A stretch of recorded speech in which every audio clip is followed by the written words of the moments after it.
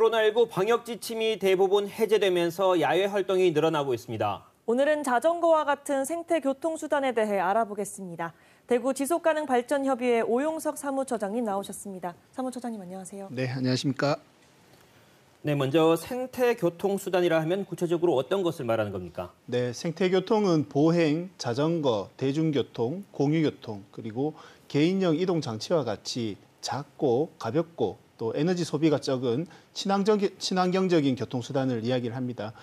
이 생태교통이라는 개념을 처음 창안한 콜라드 짐머만 이클레이 사무총장은 기후위기에 대응하고 지속가능한 도시를 만들기 위해서 생태교통 도시를 조성하자고 제안을 했습니다. 생태교통 도시는 이동 수요를 최소화하고 모든 이동 수단들을 위한 적절한 인프라와 서비스를 제공하는 도시입니다. 특히 걷기와 자전거 타기와 같은 활동적인 이동 수단을 적극적으로 이용할 수 있도록 도시 인프라를 전환하는 도시를 말합니다. 네, 생태교통 도시라는 말이 조금 생소한데요. 도시교통을 생태교통 중심으로 전환하려는 노력들이 좀 있을까요? 네, 세계적으로 생태교통 도시를 만들기 위한 움직임이 다양하고 활발하게 전개가 되고 있는데요. 2011년 생태교통 창원 총회가 열리면서 이런 경험들을 공유하기 위한 네트워크로 생태교통 세계연맹이 만들어지기도 했습니다. 네. 생태교통 세계연맹에 참여하고 있는 도시들은 자동차가 점유하고 있는 도로, 주차 공간들을 생태교통 수단들을 활용할 수 있는 인프라로 전환을 하고 있습니다. 그리고 내연기관 자동차가 다닐 수 없는 구간을 지정을 하기도 하고 자동차 제한 속도를 훨씬 더 강화하는 조치를 취하기도 하고 있습니다. 네, 자동차가 다니는 도로와 주차 공간을 없앤다는 게 놀라운데 대구는 여건이 어떻습니까? 대구는 7대 특광역시 중에 자전거 수단 분담률이 가장 높은 도시 중에 하나입니다.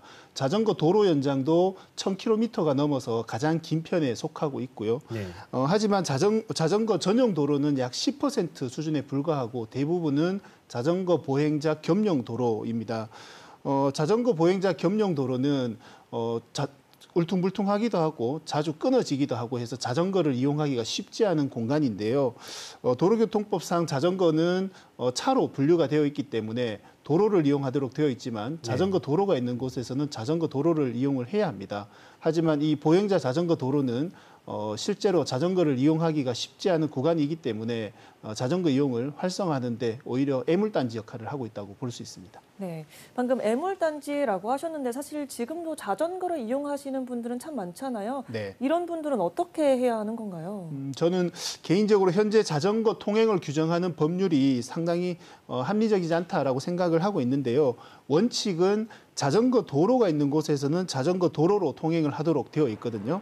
그래서 예를 들면 대부분 보행자 자전거 겸용 도로가 많다고 말씀을 드렸는데 이게 표시가 제대로 되어 있지 않은 곳이 많습니다. 그래서 자전거를 타고 가다가 도로가 사라지면 또 차도로 내려갔다가 또 자전거 도로가 나타나면 또 인도로 올라갔다가 이렇게 이용을 해야 되는 거죠. 이렇게 이용해서는 자전거를 이용하기가 쉽지가 않습니다. 네. 그래서 자전거를 차도로 기본적으로 이용할 수 있도록 해야 되는데 자전거가 또 차도로 달리게 되면 자동차 운전자분들이 자전거를 향해서 경적을 울리거나 스치듯이 또 추월하는 경우가 많아서 위협이 되고 있습니다. 네.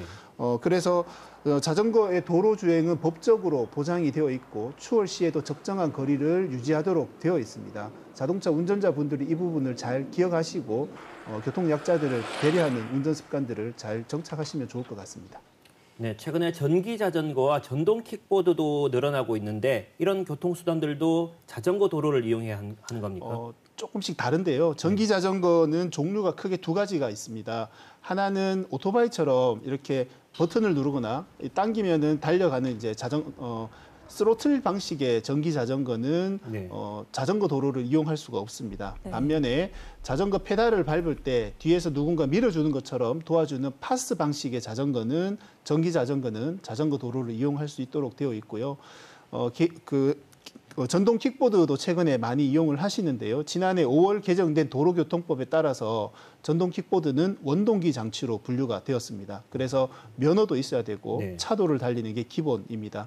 그래서 국가에서 우리나라는 2030년까지 온실가스 감축 목표를 약 수송 부문에서 38% 줄이겠다는 목표를 가지고 있는데요. 우리나라의 자전거 수단 분담률이 유럽 수준만큼인 한 10% 수준만으로 높아져도 이 양의 거의 절반을 차지를 할 수가 있습니다. 그래서 자전거 이용을 더 확대하고 자동차 이용을 줄일 수 있도록 교통 인프라를 대폭 전환할 필요가 있습니다.